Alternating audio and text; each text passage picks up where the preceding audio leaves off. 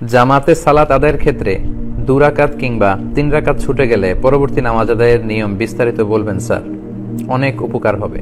আর সাজ্জাদ বলেছে যে জামাতে সালাত পড়তে যে আমরা যদি কেউ 1 রাকাত পাই বা 2 রাকাত পাই, বাকি সালাতটা আমরা কিভাবে পড়বো? খুব চমৎকার প্রশ্ন। এক্ষেত্রে আমি সহজ করে আপনাদেরকে বলি, আপনার যেই সালাতের যেই রাকাতগুলো আপনার ছুটে গিয়েছে, আরবিতে ফাউত বলে, ফাউত হয়েছে, আপনি যেটা আগে ছুটেছে সেটা আপনি আগে আদায় করবেন, যে রাকাতটা পরে ছুটেছে সেটা আপনি পরে আদায় করবেন। উদাহরণস্বরূপ আমি আপনাকে বলি, যেমন এশার সালাতের আপনি শেষ 2 রাকাত পেয়েছেন, তো সেক্ষেত্রে আপনি ইমাম সাহেব যখন সালাম ফিরাবে আপনি দাঁড়িয়ে যাবেন। দাঁড়িয়ে গিয়ে আমরা জানি যে এশার সালাতের প্রথম 2 রাকাতের বৈশিষ্ট্য হচ্ছে সূরা ফাতিহার সাথে অন্য 2টি সূরা মিলানো, আর শেষ 2 রাকাতের বৈশিষ্ট্য হচ্ছে কেবলমাত্র শুধু সূরা ফাতিহা পড়া। তার মানে আপনি যদি ইমাম সাহেবের সাথে শেষের 2 রাকাত পান, তাহলে আপনি এমন 2 রাকাত পেয়েছেন যে 2 রাকাতে শুধুমাত্র সূরা ফাতিহা ছিল, ফাতিহার সাথে অন্য সূরা ছিল না। সেক্ষেত্রে আপনি বাকি 2 রাকাতের প্রতি রাকাতেই সূরাতুল ফাতিহার সাথে সূরা মিলিয়ে পড়বেন।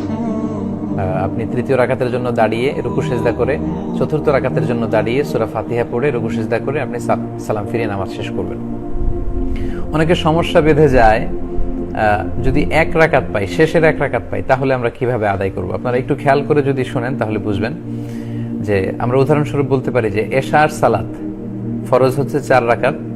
এশার সালাতের প্রথম ফরজ, এশার 4 রাকাত ফরজের প্রথম 2 রাকাতে সূরা ফাতিহার সাথে সূরা মিলাতে হয়, শেষের 2 রাকাতে শুধু সূরা ফাতিহা পড়তে হয়।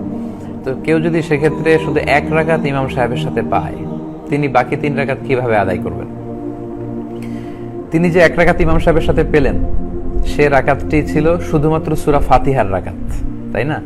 তো সেক্ষেত্রে তিনি ইমাম সাহেবের সাথে সালাম ফিরিয়ে দাঁড়াবেন। দাঁড়িয়ে তিনি কি শুরু করবেন? আচ্ছা, আমি প্রথমে এই প্রশ্নের উত্তর করতে যে প্রথমেই বলেছি যে আপনার যেই রাকাতটি প্রথমে ছুটেছে সেই রাকাতটি আগে আদায় করবেন। তার মানে আপনার থেকে ছুটে গিয়েছে এশার প্রথম রাকাত। এশার প্রথম রাকাতের বৈশিষ্ট্য ছিল সূরা ফাতিহার সাথে আরেকটা সূরা মিলানো। তাহলে আপনি সালাম ফিরিয়ে দাঁড়িয়ে সূরা ফাতিহার সাথে আরেকটা সূরা পড়ে আপনি রুকু সিজদা করে বসবেন।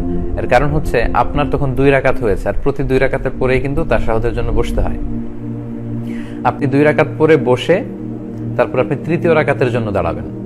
এখন আপনি এশার দ্বিতীয় রাকাতটা পড়বেন, কারণ আপনার প্রথম রাকাত পড়া হয়ে গিয়েছে, দ্বিতীয় রাকাত বাকি। দ্বিতীয় রাকাতের বৈশিষ্ট্য আমরা জানি যে সূরা ফাতিহার সাথে সূরা মিলাতে হয়। তো আপনি সূরা ফাতিহা এবং আরেকটা সূরা মিলিয়ে রুকু সিজদা করে আপনি চতুর্থ রাকাতের জন্য দাঁড়াবেন। তখন আপনার শুধু 1টি রাকাত বাকি ছিল, সেটা হচ্ছে এশার তৃতীয় রাকাতটা। আর এশার তৃতীয় রাকাতের বৈশিষ্ট্য হচ্ছে শুধুমাত্র সূরা ফাতিহা পড়া।